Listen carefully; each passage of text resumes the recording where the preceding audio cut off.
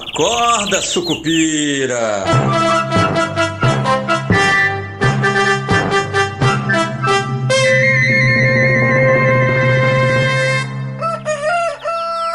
Bom dia, pessoal, sejam todos muito bem-vindos, sejam todas muito bem-vindas. Esse é o nosso Acorda Sucupira de sexta-feira. Eu sou Rodrigo Oliveira e hoje é dia 9 de janeiro de 2026 e é a sexta-feira que o pessoal estava todo esperando, né, nesse comecinho de ano, que é a sexta-feira do payroll e que casou inclusive com o nosso IPCA, que sai daqui a pouquinho às 9 horas da manhã. Então, dois indicadores importantes aí para definição da política monetária, né, podem mexer com os juros, embora ninguém espere por surpresas, mas esse é o, como é que se diz?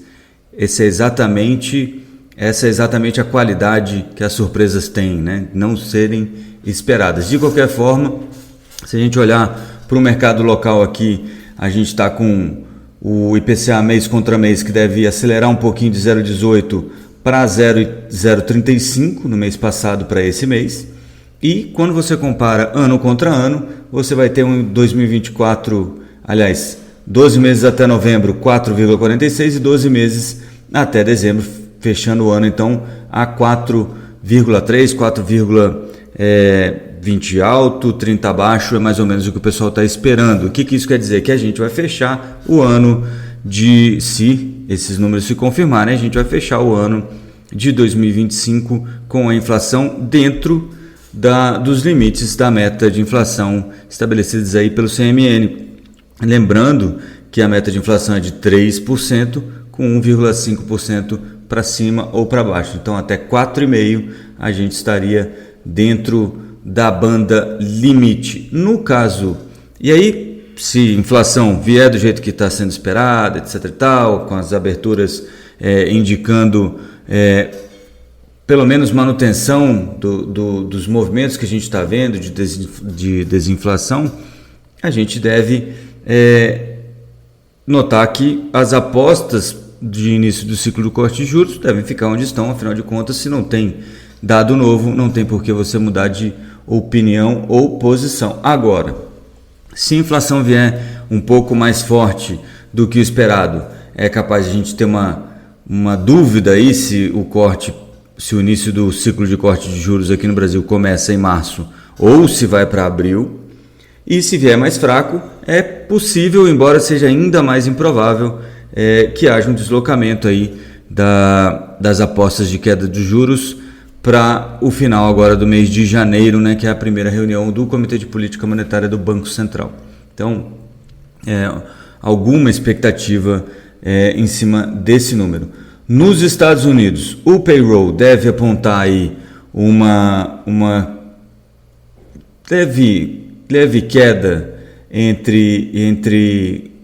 na comparação mês contra mês, né? No mês passado 64 mil novas vagas criadas e agora 60 mil novas vagas criadas é a expectativa do mercado. De novo, o que o pessoal está esperando aqui?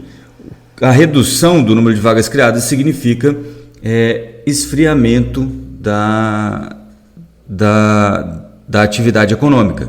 Então, se você tem um esfriamento da atividade econômica, a taxa de juros pode então ser reduzida para reacelerar a economia. O mercado de trabalho americano tem sido o calcanhar de Aquiles do Federal Reserve, não o calcanhar de Aquiles, mas o ponto de atenção do Federal Reserve para continuar cortando juros. Hoje as apostas, né, de acordo com aquela ferramenta da Bolsa de Chicago, estão majoritárias para um corte somente na terceira reunião do FOMC no ano, que vai ser lá em abril, assim como a nossa aqui.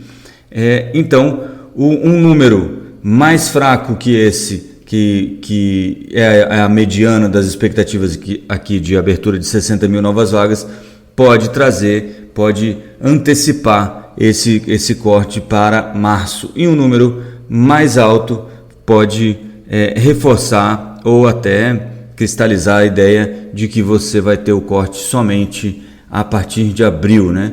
Então, 60 mil novas vagas de emprego é a expectativa. Um outro número que vem dentro do payroll, que pode mexer um pouco também com a expectativa de juros, é a média de ganho salarial por hora nos Estados Unidos, né? E ela deve acelerar de 0,1 para 0,3 no mês contra mês e no ano contra ano, né, nos últimos 12 meses, de 3,5 para 3,6. Então você tem um pouquinho mais de pressão salarial, isso significa mais pressão inflacionária, afinal de contas o pessoal está ganhando mais, mas está tudo dentro do esperado, está tudo precificado se vier onde estamos agora. Um número abaixo desse, né, de inflação, de ganho salarial, se ele tiver avançado menos, é positivo para as apostas de corte de juro em março, e um número acima desse é positivo para uma aposta de corte de juros em abril. Então, esses são os grandes números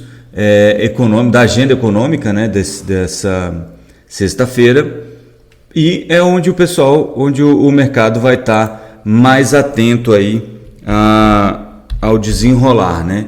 Agora, a gente ainda conta, né, com as nossas próprias, como a gente fala, nossas próprias peculiaridades, né? Ainda estamos na história do TCU. Jonathan de Jesus, como esperado, né, ministro do TCU, cancelou aquela decisão de inspeção no Banco Central para investigar alguns documentos do Banco Master, né? Voltou atrás depois que o Banco Central recorreu da decisão do Jonathan de Jesus de promover essa inspeção lá no Banco Central, porque o Banco Central argumentou que a decisão deveria ser colegiada e não monocrática como foi. Então volta atrás e a análise dessa decisão pode ser feita já a partir do dia 16, que é quando o TCU volta do recesso, mas para fins de reunião do colegiado como um todo no TCU, a primeira está marcada para o dia 21. É claro que se a partir do 16 o pessoal estiver trabalhando, eles podem antecipar, mas em princípio a gente está esperando algo para acontecer aí no dia 21. Enquanto isso, o Banco Master vai atrasando aquela passagem, aquela confecção e aquela entrega da lista com os credores, né? Aquele pessoal que pode ser pago lá pelo FGC. O FGC não tem a lista do Banco Master ainda. Lembrando que depois de enviada essa listagem para o FGC pede aí 48 horas para poder conferir os números, conferir valores e ver quanto que tem que ser pago.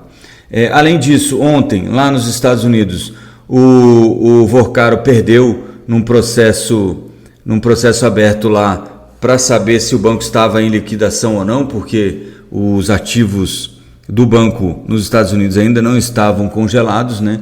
E aí perdeu isso, embora ele tenha argumentado que não, pode ser que haja uma desliquidação em função do que está acontecendo no TCU, etc. e tal, não foi feito nada disso, tá?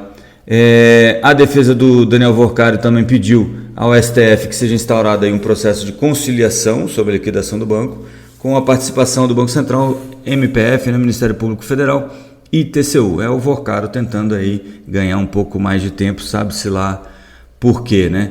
Mas o fato é que isso também vai atrasando paulatinamente o pagamento, o ressarcimento dos investidores pelo FGC, né? Afinal de contas, enquanto está esse imbróglio jurídico, o Banco Master não sai de cima da lista que ele tem que entregar aí para o FGC fazer os pagamentos, tá bom? Só mais um pontinho para hoje. A inflação consumidor na China teve alta de 0,8% em dezembro, praticamente aí em linha com a previsão, né, que ficou em 0,9%, e o PPI, né, que é o índice de preço ao produtor, caiu 1,9% contra uma projeção de queda de 2%. Então a inflação na China avançando como esperado, e isso também não dá muito espaço para novos cortes ou qualquer outra coisa, né? Então também fica o mercado um pouco atento ao que está acontecendo na China. Tá bom? Eu acho que é isso para o dia de hoje. Só vou passar aqui rapidinho pelos números de ontem, e a Nasdaq fechou em 0,57% de queda ontem, 25.507 pontos, S&P 500 em alta não, né? Praticamente estava a 6.921 pontos, 0,01% de alta, e o Ibovespa em alta de 0,59%, puxado aí por Petrobras, um retorno aí do preço do petróleo também. Então o Ibovespa fechou aí 162.936 pontos. O petróleo tipo Brent neste momento cai 0,78% e é cotado a $62,20 o barril do tipo Brent, e o minério de ferro, depois de dar uma corrigida ontem, voltou a subir hoje 0,46% de alta, $108,35 a tonelada. O ouro em alta de 4.400, em queda de 0,17, cotado a $4.470 a onça Troy. O Bitcoin em $90.305, em queda de 0,80, e o dólar ali na casa dos 5,39. Ontem as taxas de juros também não se movimentaram muito, o pessoal esperando aí um pouco do retorno dos feriados de fim de ano e também dos números econômicos como o payroll e o IPCA, que a gente vai descobrir muito em breve. Beleza? Então é isso para hoje, uma boa sexta-feira para vocês, um ótimo fim de semana, a gente se vê na segunda-feira e até lá, como sempre, avante Sucupira! Acorda, Sucupira!